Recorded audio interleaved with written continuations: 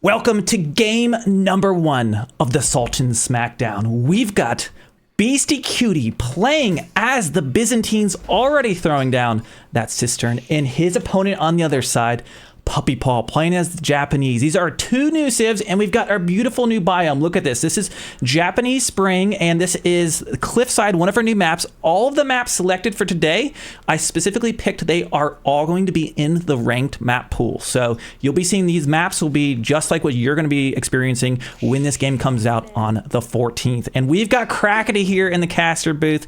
Crackety, how you doing? You excited for this matchup? Yeah, I'm very excited for this one, and look at that. We also get to see one of the unique buildings coming out for the Japanese now. On the other side, we got the Forge coming out. Now, so many new civilizations, so much stuff to talk about. You already mentioned the Cistern earlier for Beasty.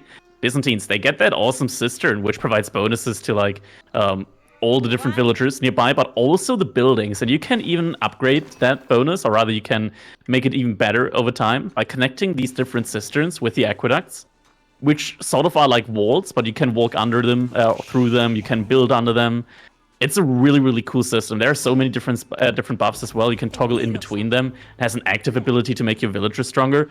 Byzantine's definitely looking like the kind of PhD civilization that we have in the new DLC, but Japan also comes with a load of unique stuff here. Yeah, well, you mentioned a bunch of those unique items. I was trying to hover over, and I'm playing the role of caster and observer today, which is always fun here. But yeah, you can see the Forge is a unique building for them. So this is basically it's like a mining camp and a blacksmith, and they've got these unique techs like this. You can get 4 times the Tatara, and then it gives melee damage, and it's going to advance each time. And you'll actually already notice Puppypaw has a little bit of stone, but you'll see he's not gathering stone. Well, that's because they get a little bit of stone every time they turn in gold. So that's going to be some unique options you're going to see with the Japanese. And of course, they've got, I like to call them keep centers. You upgrade the town center to become a daimyo manor, and you spend stone, and then it gets better and better. It gives eco buffs around, but it basically becomes this juggernaut at the end if you get that rocket upgrade.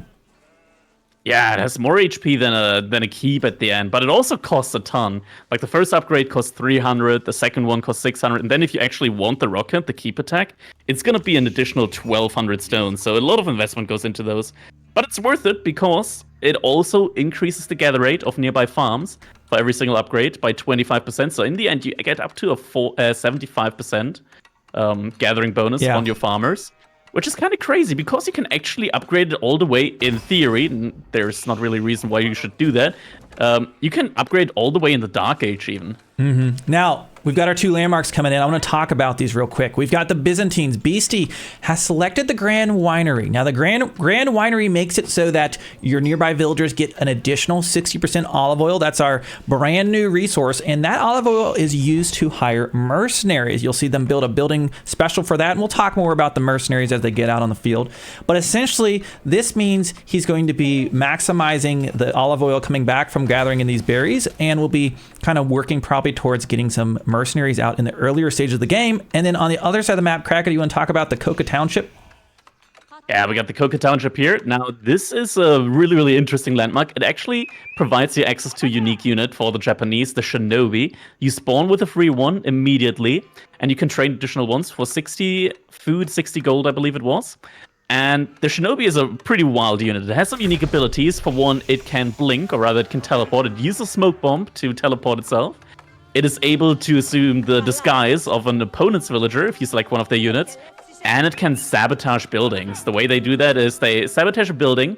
That building can then no longer produce anything for the next 30 seconds. It gets set on fire and takes a little bit of damage as well. So a very, very interesting kind of disruption unit. It also has a ton of melee damage, by the way. It starts off with 20 base attack.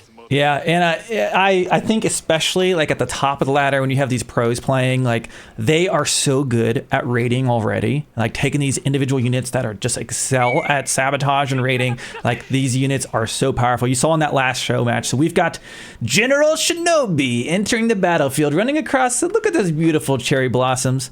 And we'll be looking to put the hurt on Beasty. Let's see if he's able to get any raid as he gets close to his base. And look at that, Beasty. He saw the landmark choice from Puppypaw, so he immediately put up milepost. They got a tower rush. His own post up. Yeah, it's a little bit of a tower rush here with the Japanese, which is interesting, right? It's getting incentivized by the free stone that you get when you collect gold. Yeah. So this outpost, if it gets up, Puppypaw can immediately get like free emplacements on it, both the armor upgrade and the damage upgrade on it. That's gonna be very, very nice. Oh, teleporting Shinobi. Yeah, does a lot of damage to one, but can you get out of there? No, he's gonna lose it. Oh, and with that, I think Beasty might actually go for a Whirlpool here. Yeah, we'll see here. Now, we're not. Let's see. Oh, he can totally go with that. There's only one villager inside. He can totally pull his villagers and take that down. Did the villager get inside? Wait, it says there's one inside, but I see a dead villager on the ground. What? There were two villagers. Oh, there's two. Okay. Villager pull happens. Yep, here they come. So first 5 minutes. BC forgot to activate the Akritoy defense. You can actually activate them, then your villagers get +2 pierce armor. Yeah, that would have been really nice. Oh, he saves the villager in the tower. Yep. Oh, here we go. Okay, so villagers pooled a lot of action. We got our very first Japanese tower rush with the Shinobi. I haven't seen the tower with it. There's that upgrade from that free stone. Both of these civs kind of get free stone pretty much, but he takes down the tower. Beasty's able to hold. Scout does go down, and ultimately Beasty picks off 2 of Puppypaw's villagers. So I don't know. It kind of seems like this tower rush didn't pan out here. What do you think about that value? There was some idle time, of course. Yeah, some idle time. Right now, Beasty, he has very little food. He wasn't able to immediately produce a horseman as he did drop a stable. He's gonna have enough soon. And he also dropped a mercenary house. Now, the interesting thing with the mercenary house, the Grand Winery, it really helps here. We talked about earlier, it boosts up the amount of olive oil that you get from nearby berry bushes as well as olive groves by 60%. Usually from like your initial 6 piece of berry bushes, you gather 750 olive oil. In the vicinity of the Grand Winery, that gets boosted up to 1,200. So suddenly you're able to have a much more leeway when it comes to the units that you want to pump out. Instead of only being able to pump out 1 set of longbowmen, you're able to pump out 2 sets of longbowmen before like getting food from olive groves. Yep, and I was just displaying here, showing chat, all the different options available here at the stable. You see that cataphract when you get to the castle age. They got some unique techs. This one right here, they do extra damage to villagers, and you get gold from killing villagers. So kind of crazy. And then you've got a trample upgrade for your cataphracts if we see those later in the game. And then here's the mercenary house. So you can see you choose from 3 different contracts. He's gone for the contract, so he has his longbowmen. So he's already spinning that olive oil, going to have some longbows in. You know, I like how BC's playing this. The Shinobi raids can really mess up your villagers. They kill villagers very, very quickly. But he's basically expanding out with towers. So those raids, of course, they can disguise as villagers that he can actually spot them coming out. So he's playing very safe. And, you know, we talked about, was the tower rush worth it? Well, it did buy Puppypaw the space he needed to get a 2 TC. Think about the Mongols, right? You're used to seeing Mongol tower rush, and what do they do behind it? Like a trade boom or some kind of fast castle. So that was kind of the distraction for Puppypaw to really get his economy cooking back here at home. You see his barracks, and he is training up the samurai as his first unit there. And yeah, that's what's going on here. Behind that, Puppypaw, he also upgraded his wheelbarrow. Now, the Japanese, they get a unique wheelbarrow upgrade. Instead of just researching wheelbarrow and be done with it, it gets split into 3 separate technologies that you can research in Dark Age, Feudal Age, and Castle Age. On top of giving movement speed to villagers, it also boosts up your berry gathering rate. And at the pace that Puppypaw is going right now, he got it 2 times. Both the Dark Age one and the Feudal Age one. Yeah. He's gathering 50% faster. That is faster than the Abbasid or the Delhi would gather from berry bushes. Yep, absolutely. And we see, looks like he's sitting back. He's going for an infantry build. He's got 3 barracks right now. So there's going to be all infantry. We see Beasty coming out with his longbows, looking to hit a raid. He also has a few of his horsemen. And let's see if he's able to get in these villagers there. As the samurai, of course, do have plenty of ranged armor, right? That's their kind of unique man-at-arms unit for the Japanese.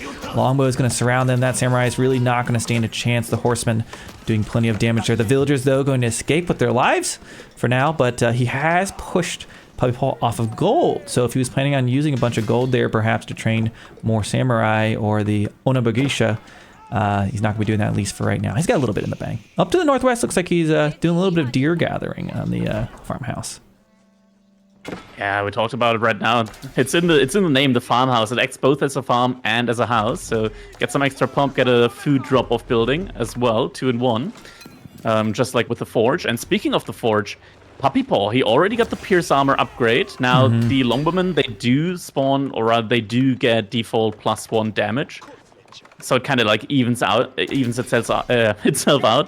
But that's still a lot of samurai right now out here for Puppypaw. I'm wondering if Beasty wants to take that trade.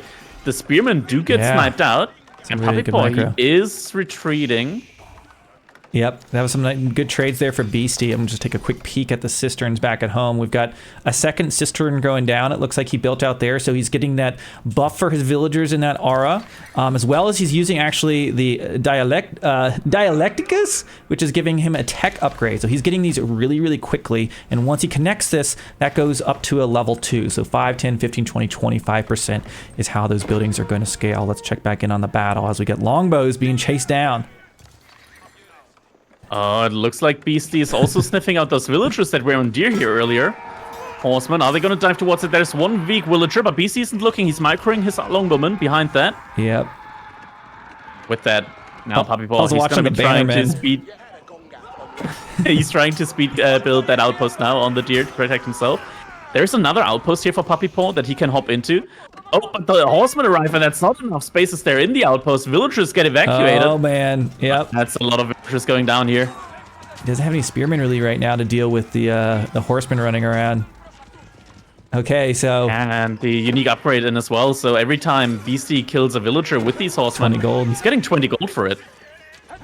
Yep. So Beasty really bringing a lot of aggression against Puppypaw. Puppypaw went, 2 TC, kind of eco behind this, and you would think with a lot of the infantry he's been training that he would be able to hold, but the horseman been doing a lot of damage. But it looks like he's going to clean up kind of.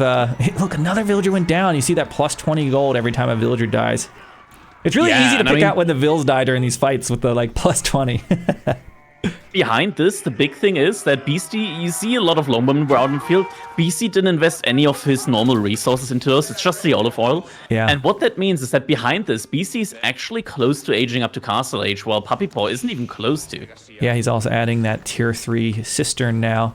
So he's going to be adding that in. And there we go. What landmark does he choose? It is going to be the Golden Horn Tower. So we were just discussing before the stream the different Byzantine castle age options. Really, both are viable. McCrack, you want to talk a little bit about the Golden Horn Tower?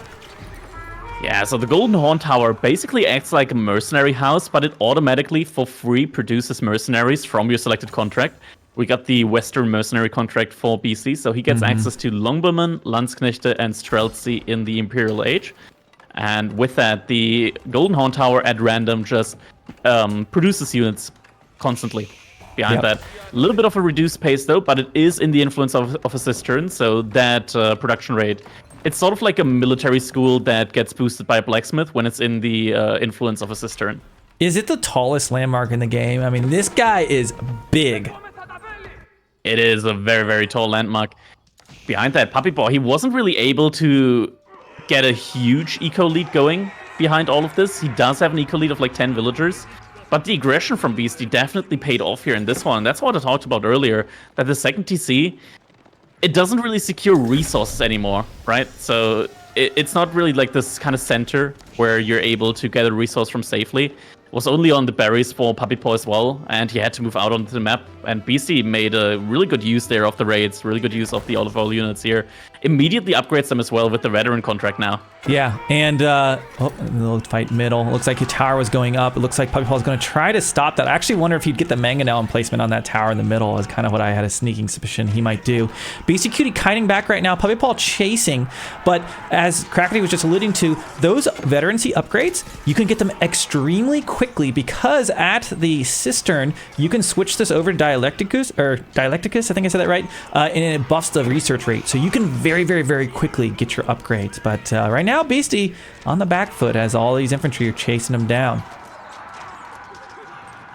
And we can see it behind there in the Golden Horn Tower. Roughly 90 seconds to produce a batch of longbowmen, or 5 longbowmen.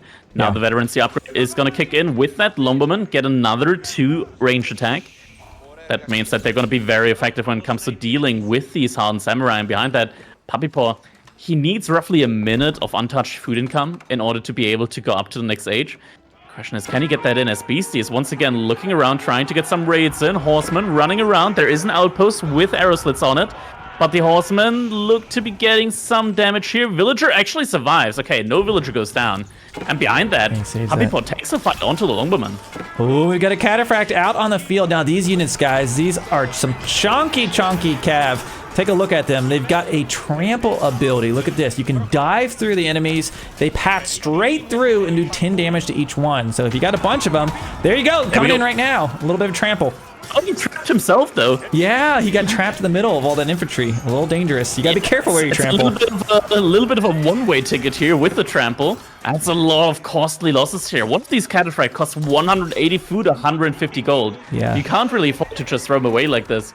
Behind that, though, Puppypaw, he's still very far away from the next stage right now. Actually cancels a lot of production. Recuse him. Never mind. Caster Curse coming in live. Yeah, and he's building a little bit of wall to the north. And we see a feature actually of our new wall building. You can just build walls like straight through gold veins and block. And that's kind of a new feature. Those of you play team games, you'll really enjoy the new walling mechanic. You can connect to your teammates' walls. You can draw them through the woods. You can't chop around anymore. So wall's got a big facelift. But there we go. Beasty looks like he's getting raided right now. There's a horseman to the north side. We see maybe a monk could wololo here, but I'm not sure if it would really save them. And by the way, he's probably looking to put that relic inside the Grand Winery, which actually gives more olive oil, is actually how that works. Oh, horsemen are gonna make their way out. Yeah. None got converted, and the villagers did go down there. So good pickup here by Puppypaw. He actually managed to somewhat equalize the villager kills here in this game. So Beasty killed 10, Puppypaw killed 9. Here we can see on bottom left side. And with that, Puppypaw now at a 24 villager lead. Also got some farms going around his TC. We talked about that earlier. Those do get buffed up. He's still only in the first daimyo upgrade with his TC, so it's only a 25% income bonus on these farms. But at any one point in time, he can get the remaining stone and then upgrade that further as soon as he runs out on those tier. Yep. Also, the Japanese, they can gather from the boar as well. We had a lot of civilizations recently come out that weren't able to gather from boar, namely Malians and the Ottomans were the last two new civilizations. They couldn't gather from boar. Japanese and Byzantines can gather from boar, so we do have that mechanic again with the new civilizations. Yeah, I really expected that they might go the route of like in AoE3, the Japanese, you can't gather the deer at all. They're considered sacred, but it depends on the religion. So they're able to get the deer here. I thought that we might see some shrines, but a very good first game here. Already just under the 20-minute mark. Some rage from Puppypaw everywhere. Oh, keep. Oh, in the middle keep drop. Yeah, look at that. Beasty really going for the pain here. Okay, raiding up to the north, but Beasty should ultimately deal with that eventually. He is putting relics in. Oh, wait, where did his relics go? Did he not get it back? Oh, he must have lost it. I thought he was gonna get one. No, he put it into a new monastery. He doesn't want the olive oil from it. Instead, he wants the gold. Yeah, okay. He made another monastery. And now with that TC, with that keep, he's actually going to be able to take that TC down. He's also getting the manganellum placement here. We talked about earlier that the Byzantines, they don't get a springellum placement. Instead, they get a manganellum placement. Yep. So there we go. Manganellum placement's about to come out, so you're going to see that in action. And BC looking like he's got a good foothold here. We got seen some Blanche Connector running around in the middle. And yeah, looking really good for him right now. He's got his sides, looks like almost completely walled up. Send some cataphract around the side. Puppypaw looked like he was about to go for a horseman raid. But do see an age up. He's still in age 2. It's kind of crazy to think about. So he's going with the floating gate. Kraken, you want to tell him a little bit about the floating gate?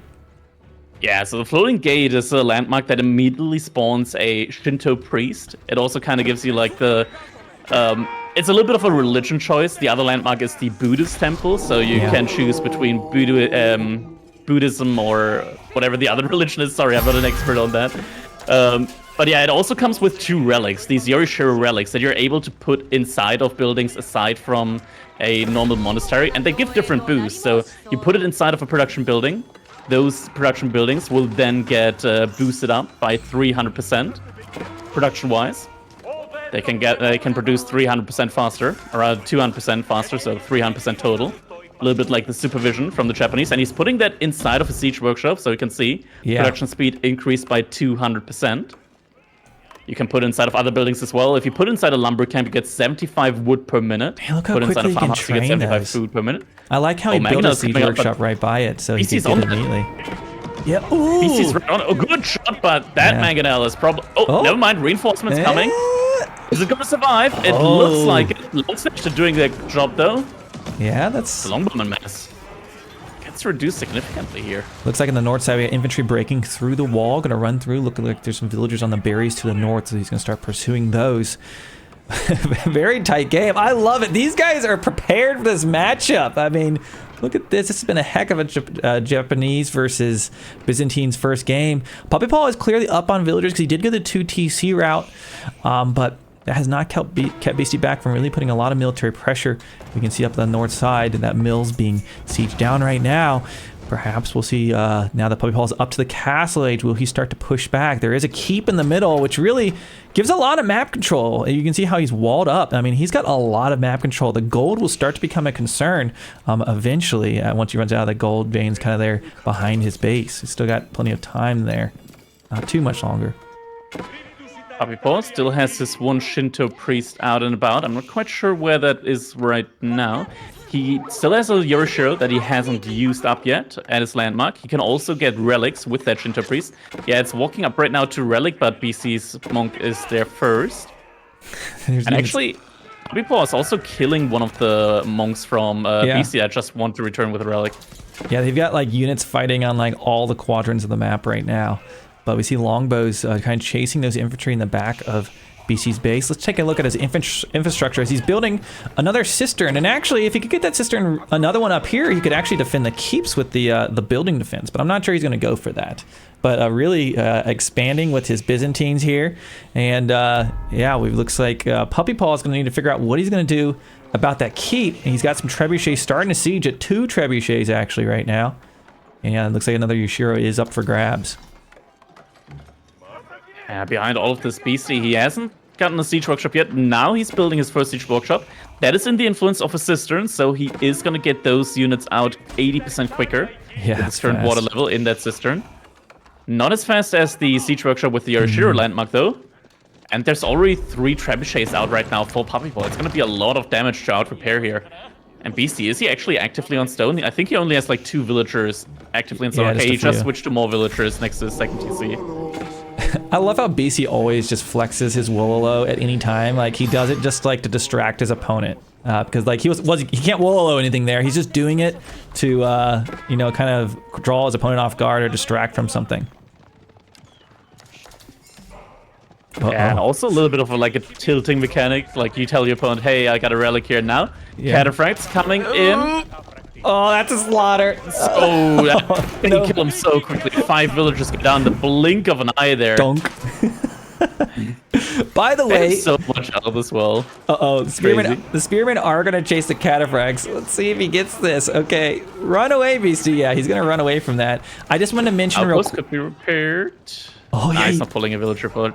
I wanted to mention real quick the trade outpost. So you guys saw probably in the last game that was casted over on EGC TV, the elephants that the Mista was training.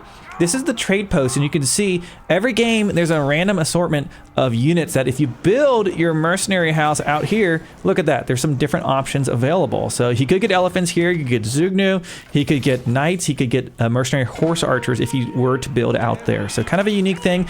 You can scout that by clicking on the trade post, but you have to have line of sight of it is the only thing I noticed. I wish you could click it through the fog of war, but you can't, at least as of right now. Oh, BC. He's up to 5 Springles now. With that, Siege is pretty much nullified. Puppypaw only has 2 Springles out in the field right now. And behind all of that, BC has been constantly repairing this keep for what feels like the last 5 minutes against these 2 trebuchets. Trebuchets, they just don't do enough damage here. The attack speed just isn't quite there. And that keep, it's going to stay up. And as soon as BC pushes in with these 5 Springles, Puppypaw is going to have to take these trebuchets back. Yep, and I'm waiting to see when this fight, you know it's going to happen. There's going to be a big siege clash mid here soon. Puppypaw is raiding around with those horsemen, and those cataphracts, really, they don't stand a chance. They got too much armor on their horse. They're not going to chase them down. Chat, let me know if you like the biome, by the way. I saw you guys talking that you wanted to see this Japanese spring biome, so I specifically requested for you guys. I also asked for some savanna biome here today, so we'll see if we see some of that in action. Oh, 7 Springles, and now BC decides to push forward with the Springles. Puppypaw behind that went up to 5. Springle was about to happen here. The keep is actually getting healed up. Yeah. With the 2 trebuchets firing it. It's 8 villagers right now. The trebuchets are 6 population, and the 8 villagers are just completely outpreparing them. I really, really wish Beasty had the cistern close enough that he could use the Presidium to defend it, because it would take a lot less damage. But just outside of range, I thought that was what he was going for there. Yeah, with another one, he could get it to minus 25% damage taken. But I guess if it's that close, then trebuchets could probably just kill the cistern in like 2 or 3 shots. Now that we're at the 25-minute mark, I'm starting to think that, Puppypaw's siege really isn't going anywhere right now. Beasty is catching up on villagers, and Beasty kind of has a lot of map control as far as the gold is concerned. So if he can hold on for a little bit longer, maybe fan out towards the sides, he can really pinch that gold away from Japan. But we do see a little raid there. It looks like they've had Cataphracts finally kill the horsemen. I guess he just kind of gives up on the raiding on those. The main problem here, oh no, Puppypaw is pushing forward. The main issue here for him though is his army is pretty much, it's only melee units. It's only melee units. It's 60 spearmen. And what does Beasty have? He's got 15 Landsknechte. Yeah. Oh yeah, he does. Oh man. And he's using the mangonel emplacements. Look at that. Oh, it's dirty. Okay. The keep took a little damage there while the villagers pulled back, but it looks like it was just a bluff for a time there. But he has the rocket upgrade. You can see the Shogunate Castle now. This is a keep center, ladies and gentlemen. You might be wondering, why did he just delete all these lumber camps? Because around there, as you can see, he's getting the harvest bonus. 75%. 75%! That is a lot. Another scout walks in.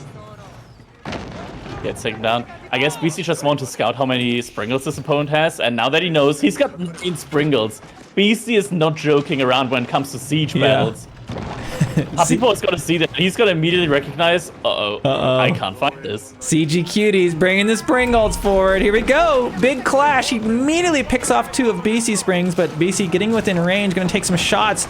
We see Springolds exploding on both sides. Infantry fighting underneath the mangonel fire of the keep. Trebuchet continuing to fire on. Will he be able to hold this fight? All of Puppypaw's Springolds have been nullified. He's got his mangonels trying to take shots, but now there's 1 Springgold remaining. He actually almost killed the final. Oh, I'm sorry, there's 3. I lost it in all the splinters, but he holds. Ultimately, he does hold. He's got 3 more Springolds in the back. Yeah. He's on 6 in theory, and that keep is still being out-repaired right now. Ooh. And now Springles are pushing forward. Trebuchets are gonna have to retreat. I would have loved to see a little Stonewall segment come out here from Puppypaw to block the projectiles from the Springles. Yeah, and now we see Beasty building an outpost on the forward. Now, that outpost will give him additional line of sight. You're about to see. A lot of times with keeps, you do want to pair outposts with them. And you could throw a mangonel emplacement on it. So we'll see if that happens. Beasty gathering gold up to on the west side. Where is Puppypaw gathering gold? Okay, he's on the western side as well. It really doesn't look like they're going for any raids on the side from what I'm seeing as of right now. They're just focused down mid. And this just reminds me so much of like the Beastyqt HRE like mid-map just creep that he's so famous for. He's just using his infrastructure and just pushing forward slowly and slowly and slowly. He's now switching into mainly Samurai for this next attack. That was a very quick tower death. Oh, a little raid. Outpost now coming out from Beasty as well, though. That's going to deny line of sight here for Puppypaw on that keep. Mm-hmm. Okay, Puppypaw continues to retreat backwards. So many Springolds on the west side. Puppypaw has some mounted samurai. We haven't really taken a look at these this game. You can take a look at them with their extra bonus damage from their Uma Bannerin. And they also have that deflective armor, of course. So it's going to be kind of like their unique knight unit. The keep is under attack right now, or rather the TC keep. It has 13,000 HP. That's a tanky keep, so almost twice the HP of a normal keep landmark here. Okay, so we see... What happened with my color? My colors just went wonky. I must have somehow hit insert. I was like, why are the blues yellows and the yellows blue? Okay, we got it back. Look at that Puppypaw. He's running around the side of PC space. He's trying to go into the economy for him here. They're gonna... Springles remaining though. It's gonna be really, really tough for Puppypaw to push in. He has to retreat with his units there. He actually has units remaining though. Oh, this and the cool thing... Oh, there's so much going on right now on each different front. Samurai pushing in. See, we've got the advantage to the fact that me and Crackety are both observing ourselves. Like, Crackety can shoutcast the south side, I can watch the north side. You guys can get it all. And BC is really trying to get rid of the raids Ooh, there. Samurai on the siege. To the back of space. Oh, he's going for the gold, potentially. Oh, he just didn't micro him. There's just too much going on right now. He's microing all these individual groups. He's finding some villagers with some of them. Yeah. Nice. BC siege kind of vulnerable. But yeah, there's raids like everywhere. Puppypaw has infantry all over the place. I think he finally decided, like, I'm not going to be able to win a straight-on fight against all those keeps, and he just split Beastyqt's attention. Of course, Beasty is very good at dealing with that. Ultimately, I'm trying to see how much damage has been really done. I think he lost maybe a Mangonel, a Springald, but... Oh, the Castle of the Crow is coming up in the middle now. Where? Oh, I see it. There we go. Tell him about the Castle of the Crow, Crackety. Same time, villagers, there's the T's. Oh, yeah. The Mangonel placement on the villagers here. Oh, man. Oh! Can we get some Fs in chat for those Japanese villagers? That Mangonel placement did a lot of damage. Okay, so this is going to be a castle, guys, and it will spawn treasure caravans. So he like selects a market and will send caravans from across the map and give him a bunch of resources. So we'll see that happen here once he gets that complete. But man, he had almost killed that keep, but the keep is still alive. BC trying to stop it, but I don't know if he's going to be able to. Is going up. Oh my gosh, he gets it up. He gets it up. Oh, he gets the keep down. There we go. And he gets the keep down. Landsfechter, though, moving on to the villagers. Uh-oh, where? Oh, no. If Landsfechter connect to the stone villagers next to the keep. Oh, okay, no. Puppypaw notices. Yeah, that would have been. Oh, yeah. How many villagers are there? That's 35 villagers. Yeah, that would have been massive. They're chasing him, though. So he's trying. But yeah, Puppypaw finally gets a bit of a defense up middle. He's got the Castle of the Crow. Do you see any of the caravans? Oh, there they are. There they are. Look, there they are. From distant lands, the treasure caravan. Let's see how much resource it's carrying. 630 food, 630 wood, gold, and 210 stone. So if this thing touches that landmark, talk about a dangerous place to be bringing your caravan. But he's almost lost the Castle of the Crow already. Look at all the siege. And with that, guys, game number 1 is going to be going to Beastyqt. His Byzantines were amazing. Japanese, the tower rush from the beginning, this had action all the way through, but that's going to be taking us to game number 2 of this Play All 7, part of the Sultan Smackdown.